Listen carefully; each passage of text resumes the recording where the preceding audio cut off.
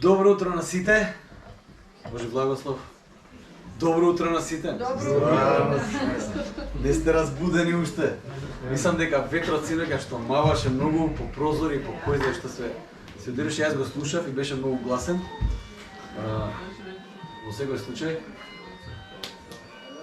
Да, плюс ај пред да почнеме исклучете ги мобили да го сакате, ќе ги помогне многу тоа. Океј. Иначе како што течеше славењето, сакав да останеме малку во тоа присуство, затоа што навистина молитвата некако се движеше ако доаѓате со некој товар. Јас искрено ќе бидам дојдов со еден товар, можеби не ова утро, ама оваа недела. Цела недела имав еден товар кој го молев Господ стварно да ми помогне. Знаете, кога почнавме овој настан да го организираме, за големи нешта треба изгледа и голема вера. Очигледно ја немав токава вера, мора признам. И оваа недела се соочив со сомнеш. Со сомнеш се соочив и беше многу тешко. Не знам дали сте се соочили некош со сомнеш. Јас се соочив со сомнеш. Дека Господ навистина ќе го дотера тоа до крај, не само што ќе го дотера до крај. Тој ќе го излие неговиот дух изобилно. Тој ќе се излие себе си изобилно. Тој ќе направи нештава да бидат изобилни. Не затоа што ние нешто сме сработиле добро или не знам што одлично, туку затоа што он е одличен и затоа што тој е добар. И затоа оваа недела се соочив малку со сомнеш, но прво нешто што направи беше кајање. Кајање затоа што така вели Библијата, без вера не е можно да му се угоди на Бога. Така да првиот чекор во тој однос кој го имаме ние е вера. И јас мислам дека тоа може би првиот чекор во секој однос што го почнуваме. Е вера, доверба дека личноста која од другата страна не е некој масовен убиец, не е некоја не знам каква личност, туку отвореност да видиме кој е тој од другата страна. Колку многу тоа важи за Бог. Колку многу важи за Бог. Ако пристапуваме со недоверба или пристапуваме со сомнеш, тоаш прво што треба да преиспитаме во каков Бог ни веруваме. Дали веруваме во Бог кој ни мисли лошо, дали веруваме во Бог тоа како тинејџер обично го верував дека ако кажем Господи нека е твојата волја, веројатно Бог ќе ми каже да го направам тоа што најмалку го сакам, што го мразам, ќе ми ги одземе сите наубави нешта, сите забавни нешта и толку мојот живот ќе заврши. Тоа како тинејџер го верував и знаете ли што? Иде во црква ама со задршка. Отприлика таков дел од црквата бев, воздржан дел од црквата. Фала му на Господ што он не е таков и е долго трпелив, посебно со мене. Оваа недела продолжуваме со серијата која почнава една мала серија на проповеди за колосјаните, за црквата во Колоси. Тој е материјалот кој го обработуваме во малите групи и минатиот пат почнавме со колосјаните и го дадов како воведот во тој материјал. Што апостол Павле пише, од каде почнува, кои се тие некои работи кои треба да ги имаме како предпоставка да ги имаме во нашите умови пред да почнеме да го читаме. Тоест ќе бидат од помош ако ги знаеме пред да почнеме да го читаме Колосјаните. Денес продолжуваме со некои воведни зборови за тоа послание и сакам да обрнам малку внимание на текстот кој ќе го обработуваме во следната лекција. Значи во вторник тоа што ќе го обработуваме, јас сега тоа ќе го проповедам. Искрено се надам дека нема да ги одговорам сите прашања пошто лекцијата не ја прочитав, така да не знам што се ќе има. Но верувам дека ќе ни даде еден малку поширок поглед на приказната, не на приказната, туку на она што апостол Павле го пишува токму во тој дел и се нешта кои ја засега црквата во Колоси. Од друга страна, се надевам дека овој вовед, сега што ќе го имаме, ќе придонесе за повеќе дискусија во малите групи, не за помалку, за повеќе дискусија. Верувам дека ќе почнам неколку прашања кои можеби ќе бидат инспиративни за вас. Сакам да станете, ќе го прочитаме прво Колосјаните 15 до 20. Ќе читам Колосјаните првата глава 15 до 20 стих. Пред да го прочитам, само сакам официјално да го поздравам пасторот Синиша од Црна Гора е тука со нас. Ќе му изразиме добро дојде, можеби. И уште сега ќе испратиме поздрави да не забораваме на крајот. Поздрав до цркве у Подгорици. Не знам дали уште знам хрватски, ама се сведам како и да е. Читам Колосјаните, прва глава 15 до 20. Вели вака. Слушайте внимателно. Тој е образ на невидливиот Бог, првороден пред секое создание. Бидејќи преко него е создадено се што е на небесата и на земјата, видливо и невидливо, било престоли, било господство, било началства, било власти. Се е создадено преку него и за него. Тој е пред се и се одржува во него. Тој е глава на телото, односно на црквата. Тој е почеток, првороден од мртвите, за самиот да првенствува во се. Бидејќи Отецот благоволи во него да ја насели сета полнота и преку него да помири се со себе, и земно, и небесно, творејќи мир преку неговата крв на крстот. Ќе се помолиме за кратко. Господи наш, ти благодариме за Твојот збор, кој изобилува со мудрост, кој изобилува со живот, изобилува со храна која е потребна за нашиот дух. Тоа зборувај ни денес, сакаме да го слушнеме Твојот збор. Амин. Може да седнеме. Ако не сте го читале, ако не сте го читале посланието до Колосијаните, овој дел ќе отскокне некако од страниците на тоа послание ако го читате по прв пат. Ќе скокне малце, затоа што ќе видите дека тоа е малце подруг материјал. Ако го читате внимателно, ако го читате колку накаде го прочитате, можеби ништо нема да забележите. Ама ќе видите дека тука се работи за веќе некој онака речиси литургичен материјал. Се работи за некаква песна која веќе првата црква ја пеела. Некаква песна која веќе циркулирала како некое устно предание во раната црква. Нешто кое има тие зборови не се пишуваат само онака од ракав. Тие се добро осмислени зборови, тоа е една длабока теологија и тоа не е само новозаветна теологија, тоа е старозаветна теологија, изобилува со многу нешта. Можен извор на овој дел од посланието, значи прва глава 15 до 19 стих, да биде некоја, како што кажав рано, христијанска химна или барем дел од таква химна. Сепак, многу теолози сметаат дека дури да доаѓа од некоја првична христијанска заедница и некаква химна, составувањето на таа химна оди подлабоко во историјата и се смета дека инспирацијата доаѓа од богатата еврејска традиција за мудроста. Знаете, во периодот на вториот храм, тој е периодот од кога израелците се враќаат од Вавилон, некаде 517 година, кои се враќаат од тоа робство, го градат вториот храм, за кој ние зборувавме пред неколку недели, за Неемија, за Езра, за сите тие случаи што се случуваат тогаш, го градат вториот храм и периодот на вториот храм е од 518 година до некаде 70 година наша ера. Значи 518 пред наша ера и 70 година по наша ера, додека тој втор храм не биде уништен од римјаните. Во тој период евреите го викаат своето време в периодот на вториот храм. Сите записи што ги имаат во тој период се записи во времето на вториот храм. Од тоа можеме да видиме колку значителна улога имал храмот за евреите. Централна фигура. Времето го сметат според храмот. Времето на првиот храм, времето на вториот храм. Во тој период има создадено голем опус на секакво толкување на Стариот Завет. Веќе тука некаде е оформен канонот на Стариот Завет, она што ние го викаме Стар Завет. Веќе го имаме канонот, книгите се на некој начин селектирани. Завршува иначе со некаде канонот на Стариот Завет завршува со 70-та година од наша ера, конечниот канон. Но во глобала ги имаме сите тие списи веќе достапни и се на некој начин неофицијално канонизирани, препознаени од заедницата дека тоа се книгите кои се авторитативни. Во тој период има многу толкувања на Стариот Завет кои се запишени. Толкувања од разни учители, од рабини, од теолози, од историчари. Има многу материјал кој циркулира во тој период. Една од темите, тоест две од темите кои се појавуваат во тој период како клучни теми, се темата за Месијата, месијанската тема, и втората тема која е многу важна е темата за мудроста. Мудроста станува многу важен аспект од сите тие записи. Во тоа време се појавуваат и еврејските филозофи, како Фило, кој пишува многу, кој на некој начин со своето познавање на грчката филозофија се обидува да направи некаков некаков микс помеѓу грчката филозофија и еврејското предание. И тој пишува разни документи од тие преданија.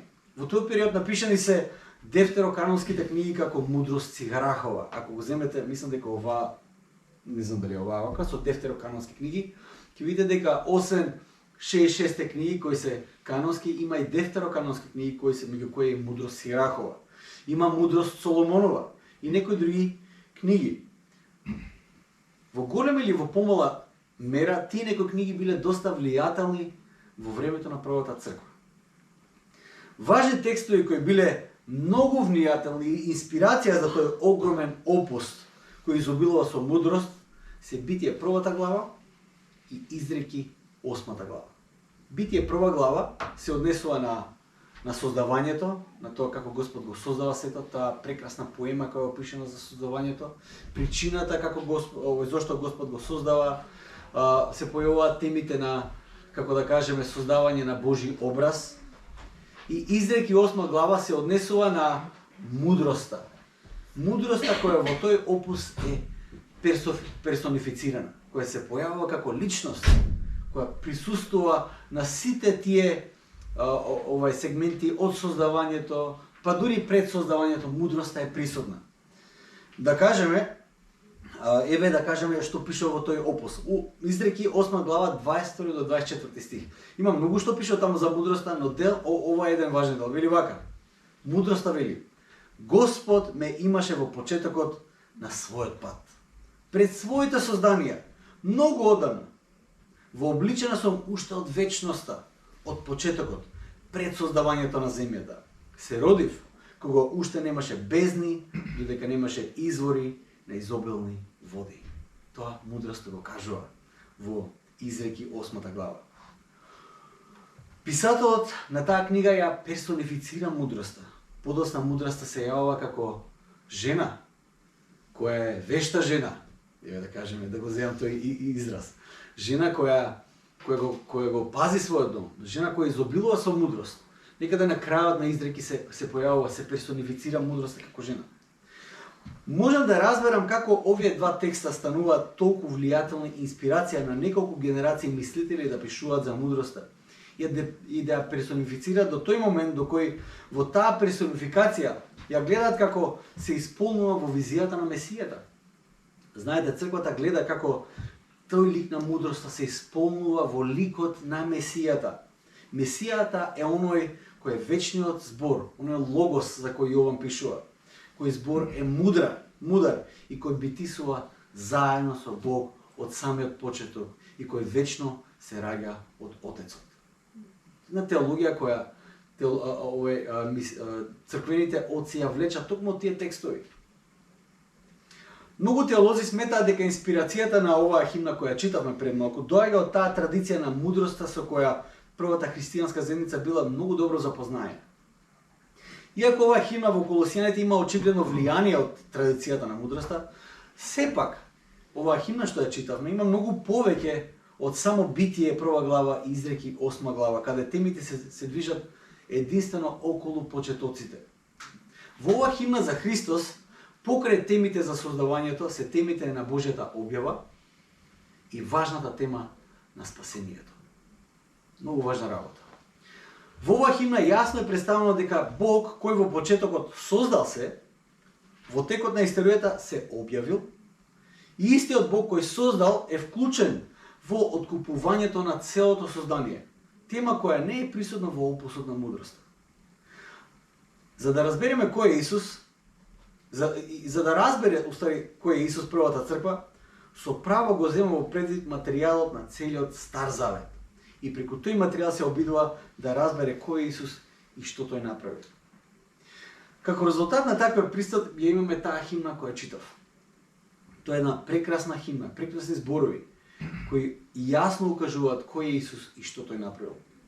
Пред да продолжам понатаму, сакам да застанам и да споделам со вас една реализација која многу ме приближи до првата црква. Многу убава реализација. Луѓето кои го имаат видено Исус во тело, ја пееле токму оваа химна. За да ги читам овие зборови. истите зборови кои го виделе Исус во тело. Ја пееле истата химна која читаме и ние денес. Кажувајќи ги овие зборови, на глас некако можам да ја почувствувам атмосферата во првата црква. Некои од нив имале визуелна представа на Исус во нивните сеќавања и која кажува таа изјава, тој е образ на невидливиот Бог. Тоа навистина е една посебна привилегија. Кога ќе кажеш тој е образ на невидливиот Бог, да имаш сеќавање за Исус како тој навистина изгледал во тело. И ја кажуваш оваа изјава, тој е образ на невидливиот Бог. Токму на тој збор и ќе обрнеме малку внимание. Важен збор во овој текст е зборот образ.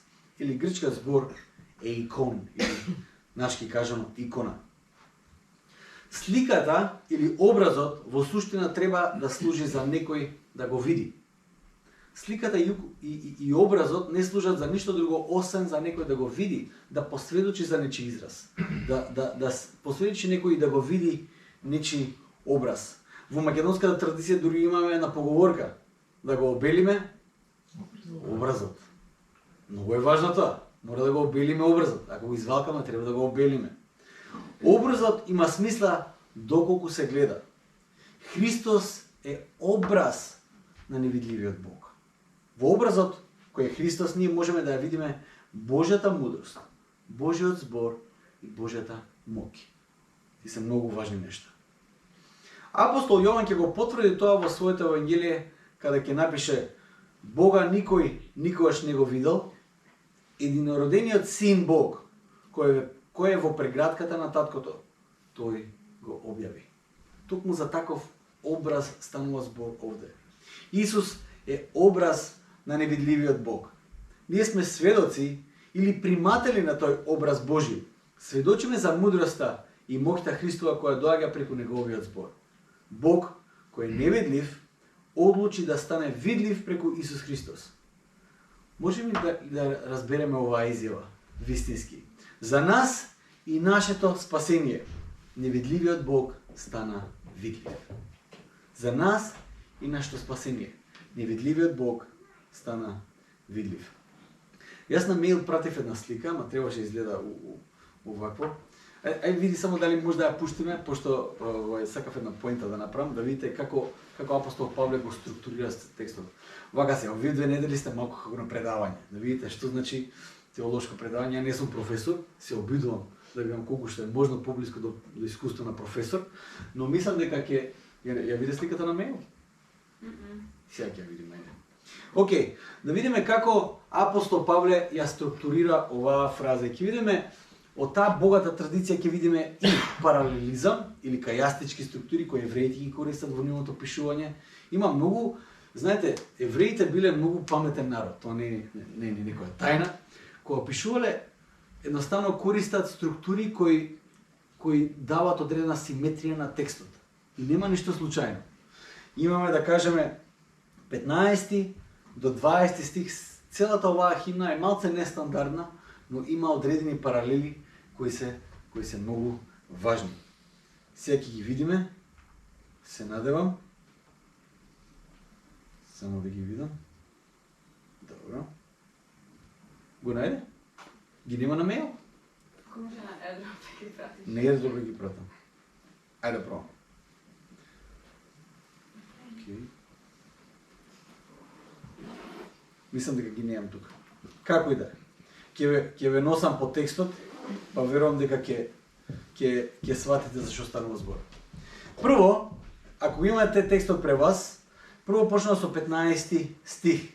Вели, тој е образ на невидливиот Бог, првороден пред секое создание. Тоа е првата линија. И обично прават паралели они.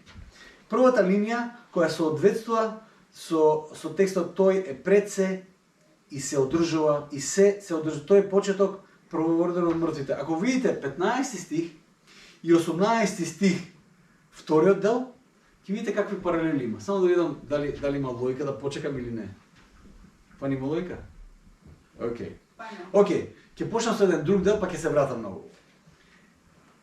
Има паралели кои се појават во овој текст. Да кажеме паралелите за првото создание и паралелите за новото создание. Има писателот користи паралели кои покажуваат дека Исус не инволвиран само во созданието, туку инволвиран и во новото создание кое се појавува допрво. Првото создание 15 стих, слушате како звучи ова. Тој е образ на невидливиот Бог. А ево го и новото создание. 19 стих. Отецот благоволи во него да ја насели сета полнота. Тој е образ на невидливиот Бог и 19 стих. Отецот благоволи во него да ја насели сета полнота. Знаете, во овој дел една централна точка, еден централен дел кој се појавува во овој текст е токму 18 стих. Се појавува во средината на овој дел. 18 стих. Вели вака, тој е глава на телото, односно на црквата. Црквата стои во средиштето на овој дел кој апостол Павле се обидува да го објасни кој е Христос. Во првото создание на самиот почеток и во новото создание откако воскреснал. Тој е глава на телото која е црквата. Помеѓу првото создание и новото создание можеме да видиме како тој има предимство во се. 15 стих, тој е образ на невидливиот Бог. 19 стих вели, Отецот благоволи во него да ја насели сета полнота. 15 стих, вториот дел вели, тој е првороден во секое создание, тој е првото создание. И во новото создание, во 18 стих вели, тој е првороден од мртвите. Ги имаме овие зборови кои се повторуваат. Во 17 и 18 стих, првото создание во 17 стих вели вака, тој е пред се. Во новото создание 18 стих вели, тој е почеток за самиот да провенствува во се. И го имаме 16 стих каде вели, преку него е создадено се што е на небесата и на земјата. И во 19 и 20 стих вели вака, Отецот благоволи преку него да помири се со себе и земно и небесно. Имаме многу паралели кои се појавуваат во овој текст. И самиот текст има една кајастичка структура која за жал не можам да ја покажам. Ќе ја пратам некако во Вибер групата ќе ја пратам. Како да го разбереме сето ова што апостол Павле се обидува да го искомуницира на нас? Прва работа. Во воплотувањето, смртта и воскресението, Христос во тело го објави она кое тој е од вечноста. Во отелотворувањето, во смртта и воскресението, Христос во тело го објави она кое тој е од вечноста. Во овој текст објавена е стварноста за Христос, посебно и заклучно со делото на неговото откупување со крстот. Тука апостол Павле прави еден премин од теологија за тоа кој Христос е, премин во што тој направил. Тој не е само создател, туку тој е и спасител. Може би изгледа многу беззначајно сега во овој контекст кога го зборувам ова, затоа што ако повеќето сте биле дел од црква веќе некое време, ќе се каже подобро, тој е создател, тој е и спасител. Нема ништо големо во тоа што сега го зборуваме. Днес ќе ви кажам една многу важна работа. Овој дел адресира еден црковен скептицизам. Голем дел од луѓето ќе се помират дека Бог е создател и дека се е создаден, посебно ако ја видат или ја разберат комплексноста на созданието, кажат ова мора да е создадено од некој ум. Бог создал. Бог во создавањето бил многу активен, види колку убав свет ни создал. Но сега, во историјата на црквата имаме движења кои верувале дека Бог го создал светот, ама го оставил. Имаме многу такви движења во црквата. Едни од тие кои верувале во еден таков дистанциран Бог се во првиот век епикурејците, кои интересно се појавуваат многу во 20 век. Посебно во тие некои движења во црквата кои едноставно припаѓаат во црквата само како некоја проформа. Океј, Бог постои, ама знаеш, 5 пари не дава за нас. Мотика, не молитва, разбирате? И така натаму. Во сите овие поговорки се крие токму таа теологија дека Бог го создал светот, ама сега воопште не се грижи за светот таков како што. Тој е отсутен. Тој го создал, ама е дистанциран. Нема некоја поврзна точка помеѓу нас и Бог. Сега. Јас искрено верувам дека голем дел од црквата така и го перцепира Бог. Дури кога користиме некои христијански фрази, добро. Дури кога користиме некои христијански фрази за тоа Божи благослов или ќе се молиме, колку често пати напразно кажуваме ќе се молам за тебе или ќе се молам за тоа или ќе се молиме за други. Ако бидеме искрени, многу пати го кажуваме тоа без да се молиме. Јас многу пати сум се фатил така. Ќе се молам за тебе и ќе заборавам. Или следниот пат кога ќе објавам човекот, за да не го излажам, или последните 5 секунди ќе се не го правам тоа. Ама обично може и некој таква финта да направиме. Ќе се молиме 5 секунди пред да се сретнеме со човек и ќе каже: се молив за тебе, знаеш. Не лажеш, нели? Го хакна системот. Не лажеш, ама нели, не си направил како што треба. Важно не лажеш, тоа е тоа. Колку само празни фрази имаме. Замислете, ако навистина веруваме дека Господ делува, каква ќе биде нашата молитва? Замислете. Замислете ако веруваме дека Господ навистина е активен во светот, каква ќе биде нашата молитва? Замислете ако веруваме дека Бог навистина е присутен и делува преку неговиот дух, каква ќе биде нашата молитва? Поголем дел од црквата не го негира Бог, но го смета како крајно незаинтересиран. Христовиот акт на спасение го покажува токму спротивното. Освен што Бог е создател, тој не го остава светот да пропаѓа, каков и да е, туку е центарот, Исус станува центарот на човечкото откупување. Тој доаѓа во најгрозниот дел од човештвото. Тој доаѓа во најголемата болка на човештвото и таму тој е активен. Исус не доаѓа да чекори по црвени теписи, не доаѓа да јаде на обавите јадења, туку тој се раѓа во штала, тој чекори каде и да оди, тој не го носат со кочија или со армија да го штитат, тој оди нормално и тој умира. Тој дури не се поштедува дури ни од смртта, тој умира и не умира нормална смрт. Тој умира со смрт, како што вели апостол Павле, со смрт на крст и го потенцира тоа. Во најголемата болка Бог доаѓа. Тој не е само создател, тој е и спасител. Во најголемата мизерија на човекот тој се вклучува. И тоа е многу важна теологија. Тоа не е само кажано онака. Тоа е многу важен аспект од тоа што апостол Павле преку оваа химна сака да го искомуницира. Она што тој беше пред создавањето е манифестирано преку неговото дело во новото создание. Затоа црквата стои во средиштето на оваа химна. Црквата стои во средиштето на оваа химна. Црквата е првиот плод на Христовото дело на новото создание, кое сега можеме да го видиме на земјата, но црквата во сета своја слава допрва ќе се објави во вечноста. Иако сега мала и можеби изгледа како беззначајна, црквата во суштина е агентот преку кој Исус делува денес во светот. Океј. Еве еден еврејски паралелизам. Може? Ки видите, ја ги означив со боја овие паралели кои се појавуваат. Прво ги имаме 15 стих и 18 стих, втората половина. Тој е образ на невидливиот Бог, првороден пред секое создание. Вели, тој е почеток, првороден од мртвите за самиот да провенствува во се. Тоа е првата паралела, која ја имаме во првото создание и во новото создание. И втората паралела ја имаме, тој е пред се и се одржува во него. Вика, и преку него да помири се со себе, и земно и небесно, творејќи мир преку неговата крв.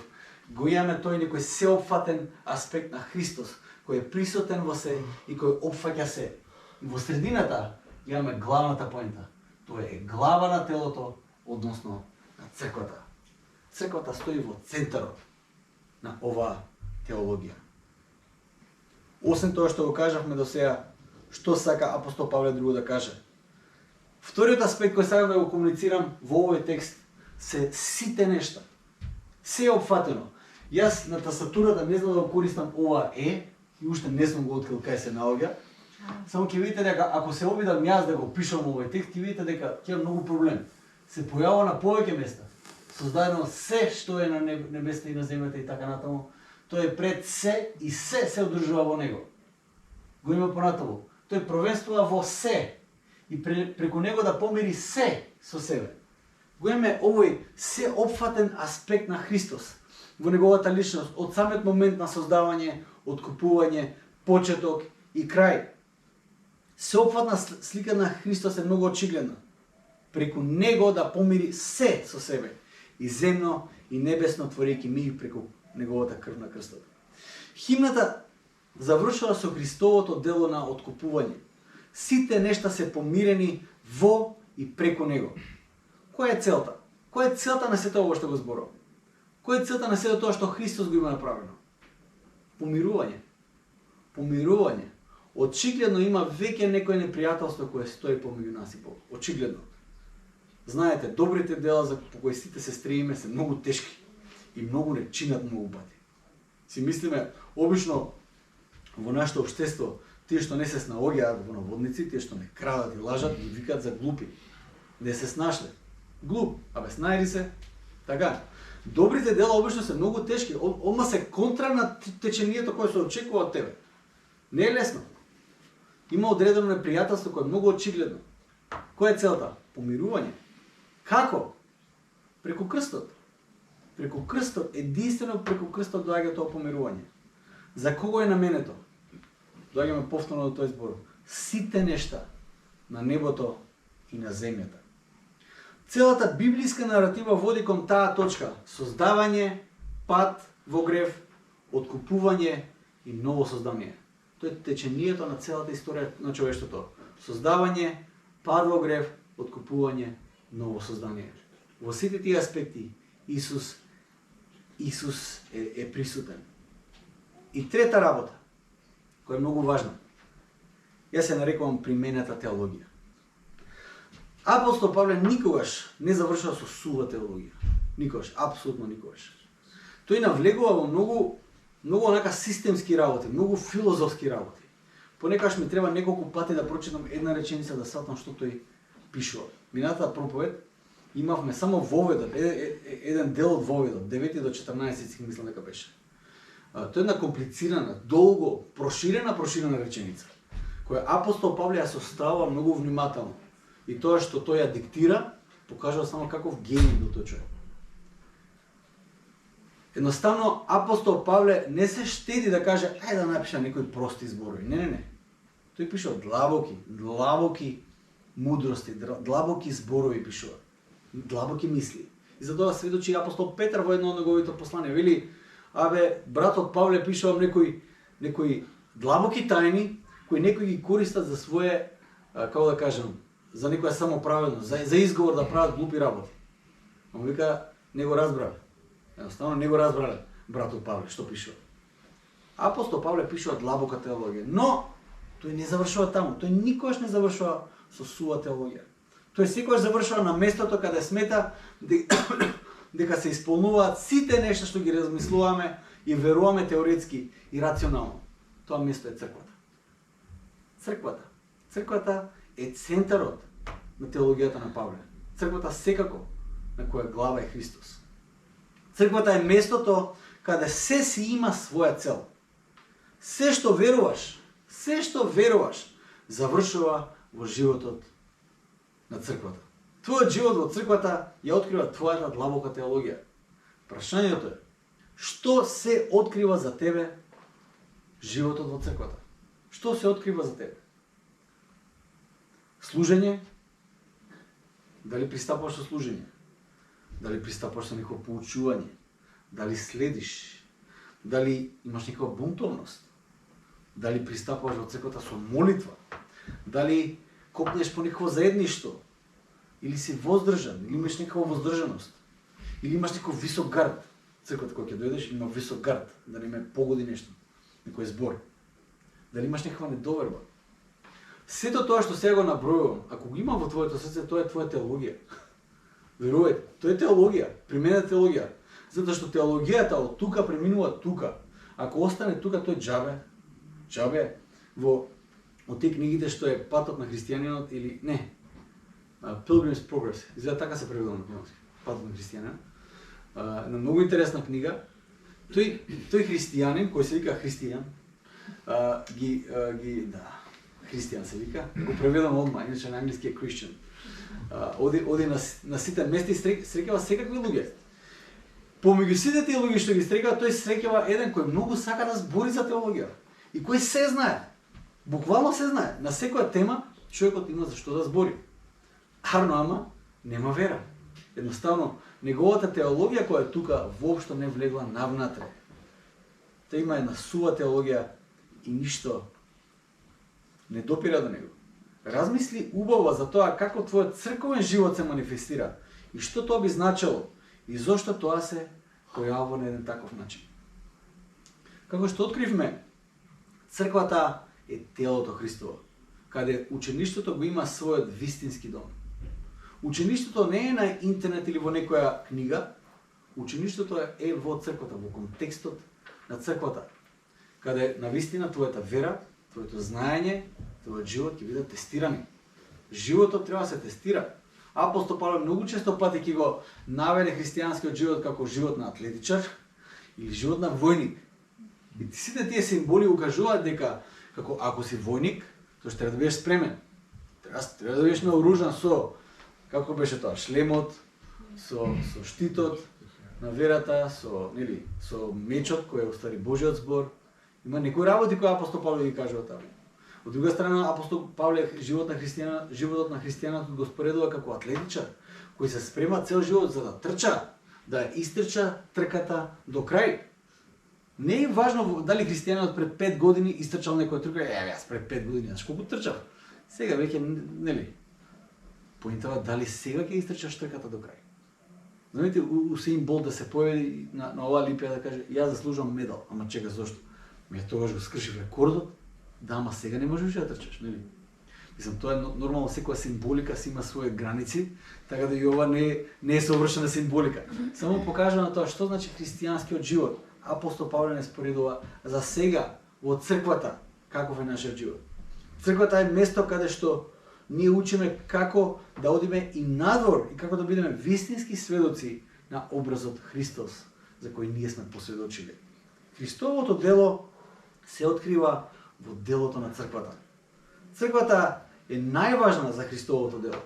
Црквата е домот на Божјата цел за спасение на светот. Јас со овие 2-3 проповеди се обидувам да ви покажам колку е важна црквата. Тоест колку си важен ти затоа што ти си црквата. Ти си многу важен. Твоите зборови се многу важни. Твоите дела се многу важни. Твоето служење е многу важно. Твоето пеење е многу важно. Твоето размислување, твојот имидж во светот е многу важен. Затоа што ти си црквата. А црквата е место каде што Господ одлучил, сам Господ одлучил, да преку црквата го носи спасението за целиот свет. Обично ние македонците страдаме од тоа дека очекуваме некој друг да ја заврши работата. Знаете. Очекуваме некој друг да ја заврши. Другиот е крив, затоа што другиот не ја завршил работата.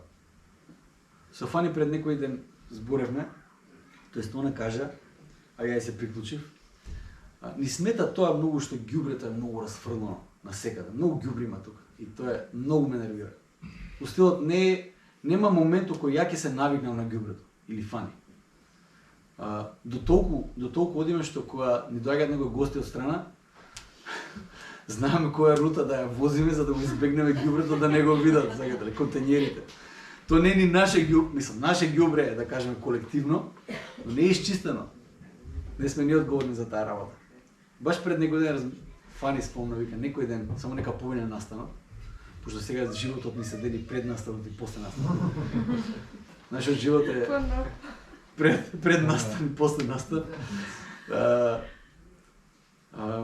Размислуваме да онака да се засукаме ракави, да отидеме кај контењерите, да го изчистиме ѓубрето. Да не очекуваме цело време кој друг дека треба да ја заврши работата. Јас се надам дека ние ќе биме доследни на тоа што го зборевме, дека ќе го направиме. Се мора веќе, го кажа пред црквата. Ќе ме провериме каде. Тоа околу наша зграда, значи избориме за тој тамура. Поентата што сам да ја кажеме дека треба да излеземе од тој некој мајндсет дека некој друг секогаш треба да ја заврши работата. Живко е пасторот на црквата. Он треба да проповеда. Живко е платен да биде добар. Ние сме црквата. Ти си многу важен. Ти си многу важен за Божјата мисија во светот. Кој си ти? Каде и да си? Ти си многу важен за Божјата мисија во светот. Дали тебе црквата ти е важна? Тоа е многу важно прашање. Ако да, на кој начин тебе црквата ти е важна? На кој начин? На кој начин учествуваш во животот на црквата? На кој начин ти си црквата? Не само рационално. Рационално фаламе на Господ повеќето имаме доволно за да разбереме многу нешто. Дури повеќе од колку што ни треба. Повеќе од колку што ни треба за едноставната вера во која сме повикани. Но дали ти си црквата? Дали навистина припаѓаш во црквата? Дали учествуваш во животот на црквата? Ако да, на кој начин? На кој начин учествуваш во животот на црквата? Ќе останам со тоа прашање, можеби да размислите. Јас сакам да поминеме една минута во тишина, можеби да размислиме за која е мојата улога во црквата. Не зборам во таа практична улога на пуштам слайдови и свирам музика. Не мислам на тоа. И тоа е дел од сето тоа. Тоа е најмалиот дел. Затоа што тоа е 2 сати во неделата. Пуштање слайдови. Поголемиот дел од неделата е каде што ти си. Ти таму треба да си црквата. На кој начин во тој аспект учествуваш во црквата, си црквата. И што тоа значи за тебе? Ќе поминеме една минута во тишина и ќе завршам со молитва.